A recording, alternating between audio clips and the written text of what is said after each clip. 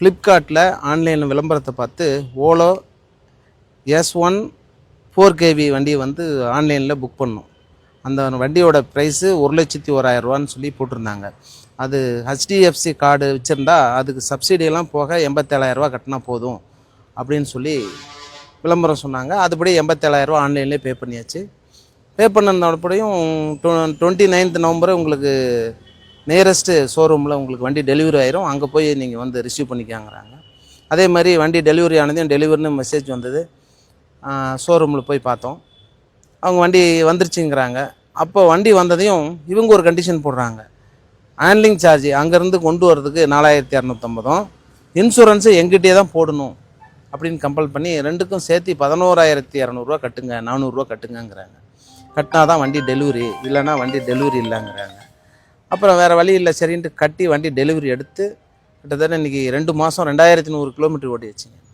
இப்போ திடீர்னு இப்போ லாஸ்ட் ஒரு 6 days முன்னால் இது ப்ராசஸ் பண்ணணும், சப்சிடி ப்ராசஸ்ஸு அப்படின்னு சொல்லி பெங்களூர் ஹெட் ஆஃபீஸ்லேருந்து ஓலா கம்பெனிலேருந்து கூப்பிட்டாங்க. சப்சிடி ப்ராசஸ்னால் நாங்கள் ஆன்லைனில் தானே வண்டி எடுத்தோம் ஃப்ளிப்கார்ட்டில். சப்சிடி ப்ராசஸ்ஸே எங்களுக்கும் உங்களுக்கும் சம்மந்தம் இல்லை, அந்த மாதிரிலாம் எதுவும் பண்ண முடியாது அப்படின்னு. நீங்கள் சப்சிடி ப்ராசஸ் வந்து பண்ணி முடிக்கலன்னா வண்டியை லாக் பண்ணிடுறோம் நாங்கள். வண்டி லாக் எப்படி பண்ணுவீங்க, என்கிட்ட பணம் வாங்கிட்டு எப்படி லாக் பண்ணுன்னா பாரு பண்ணுறோன்னு சொல்லிட்டு வண்டி போயிட்டு இருக்கும்போது NH7 வண்டி போயிட்டுருக்கு, வண்டி லாக் பண்ணிட்டாங்க. அதுக்கப்புறம் கம்பெனியில் போய் பார்த்தா நீங்கள் சப்சிடி ப்ராசஸ் பண்ணால் தான் நாங்கள் ரிலீஸ் பண்ணுவோங்கிறாங்க. இன்றைக்கி 8 days வந்து வண்டி லாக்லேயே இருக்குது.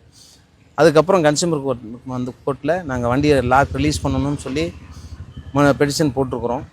போட்டு இன்றைக்கி இன்ட்ரீம் ஆர்டர் போட்டுட்டாங்க. 48 hours லாக்கை வந்து ரிலீஸ் பண்ணி கொடுக்கணும். இந்த மாதிரி பல பப்ளிக்ஸ் வந்து வண்டி நிறைய பேர்த்துட்டு வாங்கியிருக்காங்க. அவங்களும் இந்த மாதிரி லாஸ் ஆகிருப்பாங்கன்னு சொல்லி அவங்களுக்காக சேர்த்து 100 கோடி ரூபா காம்பன்சேஷன் வந்து கன்சியூமர் போகிறதுக்கு கொடுக்கணும் அப்படின்னு ஒரு பர்மிஷன் பெட்டிஷன் போட்டு அதுவும் கோர்ட் பர்மிஷன் பண்ணிருச்சு. அதனால் இந்த மாதிரி மக்களை ஏமாற்றி இப்படி ஒரு வேலையை செய்கிறாங்க ஓலா நிறுவனம். அது மேலே கடுமையான நடவடிக்கை எடுக்கணும்னு தான் நாங்கள் மனு போட்டிருக்கோம். லாக் பண்ணுறதுனா எப்படி சார்? எப்படி லாக் வந்து சென்சார் சிஸ்டத்தை அவங்க கையில் வச்சுருக்காங்க. ஸோ சென்சார் மூலிமா அவங்க எங்கேயோ வந்து லாக் பண்ணுறாங்க. இப்போ வண்டியை விற்றுட்டு சென்சாரை இவங்க கையில் வச்சுட்டு லாக் பண்ணுறது அது தவறான ஒரு நடைமுறை. ஒரு வண்டியை விற்றுப்பிட்டு இன்னொரு கள்ளசாவி வச்சு திறக்கிற மாதிரி அது கள்ளத்தனமான வேலையை வந்து கம்பெனி செய்கிறாங்க. அப்போ திடீர்னு வண்டி ரோட்டில் போயிட்டு இருக்கும்போது இவங்க சென்சார் இவங்க கையில் லாக் பண்ணிட்டாங்கன்னா ஃபேமிலியோடு போகும்போது பின்னால் வண்டிக்கார அடித்து செத்து போயிடுவாங்க இல்லையா? இல்லை எந்த இடமும் இல்லாத ஒரு இடத்துல லாக் பண்ணிட்டாங்கன்னா அந்த இடத்துல எது வேணாலும் தப்பு நடக்கலாம், என்ன வேணாலும் நடக்கலாம். இந்த கண்ட்ரோலை வந்து கம்பெனிக்கு வச்சிருக்கக்கூடாது அப்படிங்கிறதும் கேஸ் போட்டிருக்கோம். இதை வந்து நீக்கணும் அப்படிங்கிறதான். இன்றைக்கி என்ன சார் நடந்துச்சு? இன்றைக்கி வந்து மனு போட்டு இன்றைக்கி கோர்ட்டில் இன்றைக்கே மனு எடுத்துக்கிட்டாங்க.